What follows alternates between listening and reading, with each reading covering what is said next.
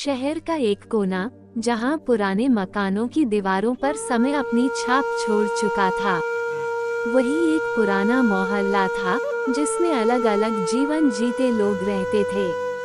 उन लोगों में से एक था आर्यन, एक साधारण परिवार का लड़का जिसकी आंखों में बड़े सपने थे। उसका परिवार उसे हर संभव प्यार देता था, लेकिन आर्यन को हमेशा ऐसा लगता था कि उसकी जिंदगी में कुछ अधूरा है। आर्यन कॉलेज का होनहार छात्र था जिसे कविताएं लिखने का शौक था। उसकी कविताएं हर किसी के दिल को छू लेती थीं, क्योंकि वे केवल शब्द नहीं बल्कि उसकी भावनाओं का आईना थीं। वो अक्सर सोचता था कि उसकी कविताओं को पढ़ने वाली एक ऐसी लड़की मिलेगी जो उसकी कविताओं में खुद को देखेगी। एक दिन कॉलेज के कैंपस में एक नई लड़की आई। उसका नाम था आर्या। वह खूबसूरत तो थी ही, लेकिन उससे भी ज्यादा उसकी आंखों में एक अलग सी गहराई थी। वह जैसे ही क्लास में दाखिल हुई, आर्यन की नजरें उससे टकराईं। उसे पहली बार ऐसा महसूस हुआ कि उसकी कविताओं को पढ़ने वाली लड़की यही हो सकती है। आर्या एक सीधे सादे परिवार से थी। वह पढ़ाई में तेज और अपने सपनों को लेकर गंभीर थी। उसे गाने का शौक था और अक्सर अकेले में गुनगुनाया करती थी। एक दिन कॉलेज के पुस्तकालय में आर्यन और आर्या की मुलाकात हुई। आर्यन की एक कविता की डायरी गलती से गिर गई और आर्या ने उसे उठाया। उसने डायरी के कुछ पन्ने पलटे और आर्यन की कविताओं को पढ़ते ही मुस्कुरा दी।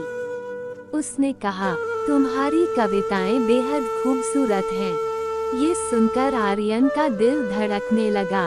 उसने धीरे से कहा, शुक्रिया। ये सिर्फ कविताएं नहीं हैं, ये मेरे दिल की आवाज है। आर्या ने मुस्कुराते हुए जवाब दिया, तुम्हारी दिल की आवाज बहुत प्यारी है। धीरे धीरे दोनों के बीच बातचीत बढ़ने लगी। आर्या को आर्यन की कविताओं से प्यार हो गया था और आर्यन को आर्या से। दोनों साथ में घंटों बातें करते, कॉलेज के बगीचे में बैठते और अपने सपने साझा करते।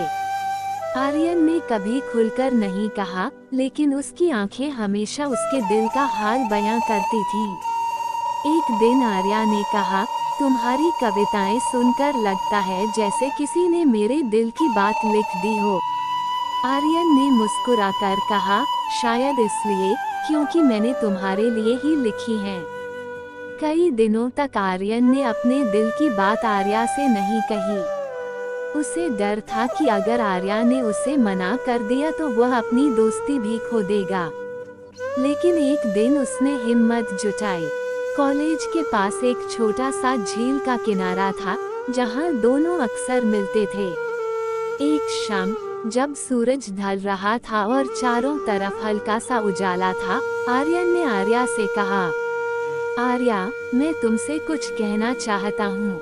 मैं कई दिनों से सोच रहा हूँ, पर कह नहीं पाया। मैं तुमसे प्यार करता हूँ। आर्या चुप रही। उसकी आंखों में हल्की सी नमी थी। उसने धीरे से कहा, आर्यन, मैं भी तुमसे प्यार करती हूँ, लेकिन मुझे डर है कि ये प्यार हमें कहीं और मुश्किल में न डाल दे। उनके प्यार ने उनकी जिंदगी को बदल दिया। दोनों ने एक दूसरे के साथ रहने का वादा किया। आर्यन की कविताएं और भी खूबसूरत हो गईं और आर्या के गाने जैसे उनकी कविताओं में जान डाल देते थे। लेकिन उनकी खुशियों को नजर लग गई। आर्या के पिता, जो एक सख्त और परंपरागत इंसान थे, को इस रिश्ते के बारे में पता चल गया। उन्होंने आर्या को सख्ती से मना किया कि वो आर्यन से न मिले। आर्या ने अपने पिता से कहा, पापा, आर्यन एक अच्छा लड़का है। वो मुझसे सच्चा प्यार करता है। लेकिन उसके पिता ने उसकी एक न सुनी। उन्होंने कहा, तुम्हारी शादी हमने तय कर दी है। वो लड़का अमीर है और तुम्हें खुश रखेगा। आर्या ने आर्यन को मिलने के लिए बुलाया। वो दोनों झील के किनारे पर मिले। आर्या रोते हुए बोली, आर्यन, मुझे माफ कर दो। मैं तुमसे दूर जा रही हूँ। मेरे पिता ने मेरी शादी तय कर दी है और मैं उनके खिलाफ नहीं जा सकती। आर्यन का दिल टूट गया। उसने कहा, आर्या, मैं तुम्हें जाने से रोकूंगा नहीं, लेकिन तुम्हारी यादें हमेशा मेरे साथ रहेंगी। तुम मेरी कविताओं में हमेशा जिंदा रहोगी। आर्या की शादी हो गई।